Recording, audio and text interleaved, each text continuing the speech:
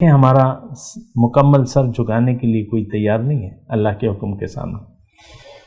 تو فسق کی ایک مطلب میں نے آپ کو یہ بتایا کہ پھر نافرمانی جو ہے وہ اچھی لگتی ہے، آزادی، اپنی نفس کی آزادی۔ بل یرید الانسان لیفجر امامہ، انسان یہ چاہتا ہے کہ یہ آگے بھی نافرمانی کرتا رہے۔ قرآن کی آیت ہے۔ اعوذ باللہ من الشیطان الرجیم، بسم اللہ الرحمن الرحیم۔ اللہم صلی علی سیدنا محمد معدن الجود والکرم وآلہ وسلم۔ سامعین و ناظرین اکرام، السلام علیکم ورحمۃ اللہ وبرکاتہ۔ آج کا ہمارا موضوع فاسق کی نشانی۔ یہ اہم سوال ہے کہ فاسق کی نشانی کیا ہے۔ پہلے تو میں اس کی مطلب نشانی تو بعد میں بتاؤں گا، لیکن پہلے یہ ہے کہ فسق کسے کہتے ہیں۔ فسق تو ایک آیت جو اس وقت میرے فوری طور پہ ذہن میں آ رہی ہے وہ یہ ہے کہ فَإِنَّ اللَّهَ لَا يَهْدِي الْقَوْمَ الْفَاسِقِينَ، اللہ تعالیٰ فاسقوں کو ہدایت نہیں دیتا، فاسق کو ہدایت نہیں ملتی۔ اچھا، پھر ایک اور آیت ہے قرآن میں، أَفَمَنْ كَانَ مُؤْمِنًا كَمَنْ كَانَ فَاسِقًا، کہ کیا وہ شخص جو مومن ہے، أَفَمَنْ كَانَ مُؤْمِنًا كَمَنْ كَانَ، کیا وہ ہو سکتا ہے فاسق کی طرح؟ یہ آیت ہے، یعنی ایمان اور فسق یہ متضاد چیزیں ہیں۔ جو فاسق ہے وہ ایماندار نہیں ہے، وہ ایمان صاحب ایمان نہیں ہو سکتا، اور جو ایمان والے ہیں وہ فاسق نہیں ہو سکتے، یہ دونوں برابر نہیں ہیں۔ آیت سے یہ پتہ چلا افمن کان مؤمنا کمن کان فاسقا۔ تو بہرحال دیکھیں، فسق جو ہے اس کا قانون شکن مطلب ہے، اس کا قانون کو توڑنے والا۔ فاسق کا مطلب نافرمان، یہ سارے اگر ملائیں تو ایک ہی لفظ بنتا ہے، قانون کو توڑنے والا نافرمان ہے۔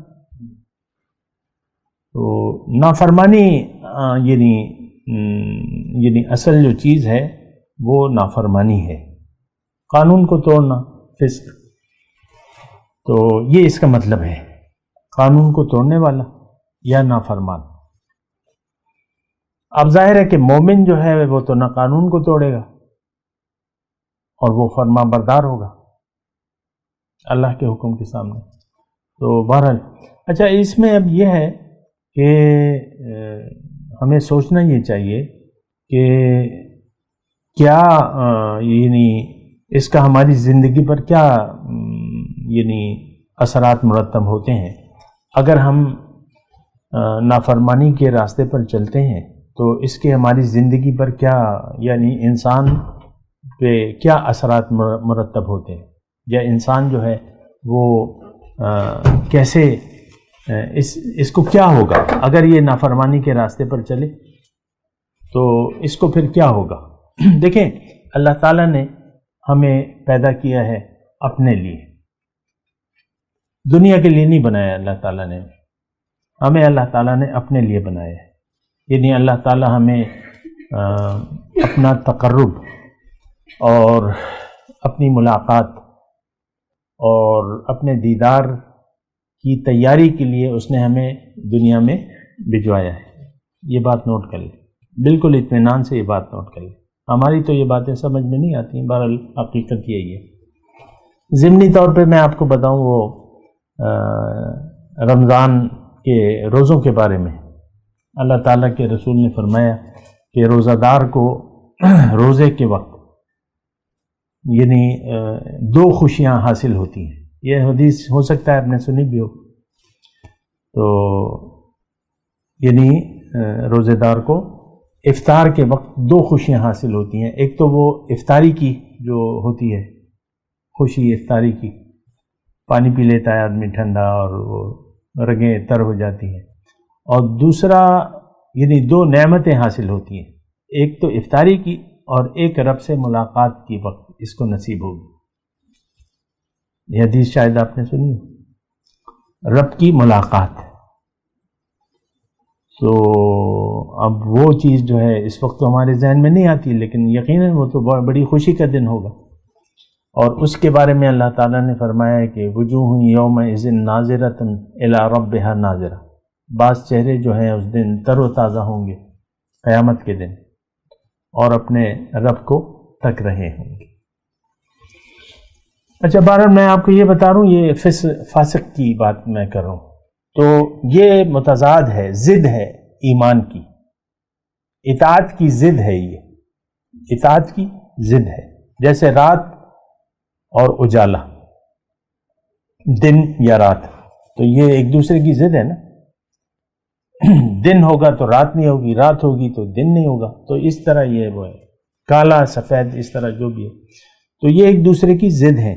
اچھا، اس میں اب ایک بات جو ہے وہ غور کے قابل ہے، میں نے آپ کو پہلے ابھی بھی بتایا کہ اس کا کیا اثرات مرتب ہوں گے۔ میں آپ کو یہ بتا رہا ہوں کہ انسان اگر غافل ہو جائے اپنے مقصد سے، اپنے آپ سے، اپنے اللہ سے، تو نافرمانی اس کو پھر آسان لگتی ہے، نافرمانی اس کو آسان لگتی ہے، اور فرما برداری اس کو بڑی مشکل لگتی ہے۔ یہ مطلب ایک نشانی ہے فاسق کی نشانی، اور وہ کیوں ہے کہ یہ غافل ہے، یعنی یہ فسق کیوں ہوتا ہے کہ جب آپ غافل ہوتے ہیں تو پھر آپ کو نافرمانی کی زندگی اچھی لگتی ہے، اس میں آپ آزادی محسوس کرتے ہیں۔ عام طور پہ دیکھیں، ہمارا مکمل سر جھکانے کے لیے کوئی تیار نہیں ہے اللہ کے حکم کے سامنے۔ تو فسق کی ایک مطلب میں نے آپ کو یہ بتایا کہ پھر نافرمانی جو ہے وہ اچھی لگتی ہے، آزادی، اپنی نفس کی آزادی۔ بل یرید الانسان لیفجر امامہ، انسان یہ چاہتا ہے کہ یہ آگے بھی نافرمانی کرتا رہے۔ قرآن کی آیت ہے، نافرمانی کی زندگی۔ ہم سب تقریباً ایسے ہی ہیں، نافرمان ہیں اور رہنا چاہتے ہیں، نافرمان ہیں اور رہنا چاہتے ہیں۔ ہمیں پتہ ہی نہیں ہے کہ فرما برداری کیا ہوتی ہے، اس کی کیا لذت ہے۔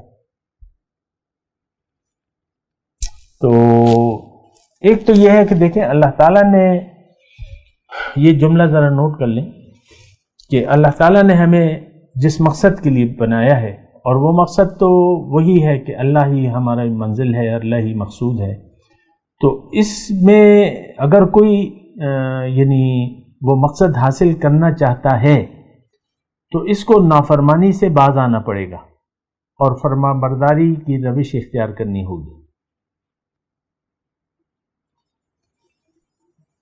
وقالوا سمعنا واطعنا، مومن کی صفت اللہ تعالیٰ نے کیا بیان کی ہے؟ یہ کہتے ہیں سمعنا واطعنا، ہم نے سنا اور ہم اطاعت کریں۔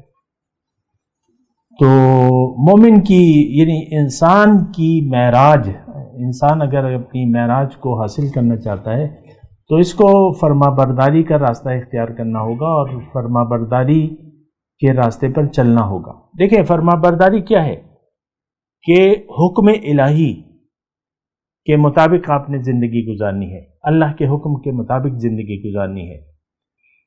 قرآن میں ایک آیت ہے، یعنی اس قبیل کی اور بھی آیت ہے، بلا من اسلم وجہہ للہ وہو محسن فلہ اجرہ عند ربہ ولا خوف علیہم ولا ہم یحزنون۔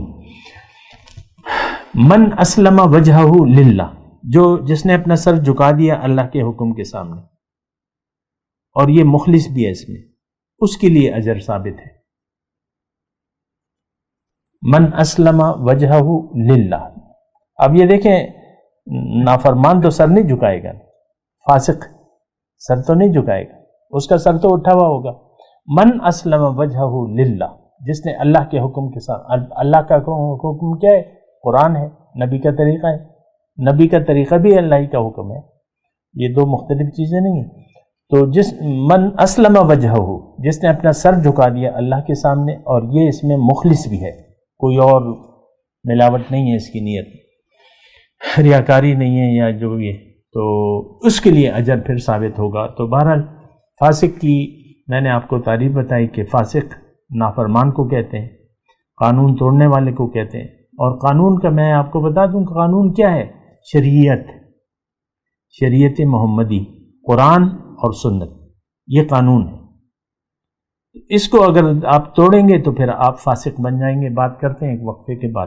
وآخر دعوانا الحمدللہ رب العالمین۔ مولاي صل وسلم دائما ابدا على حبيبك خير الخلق كلهم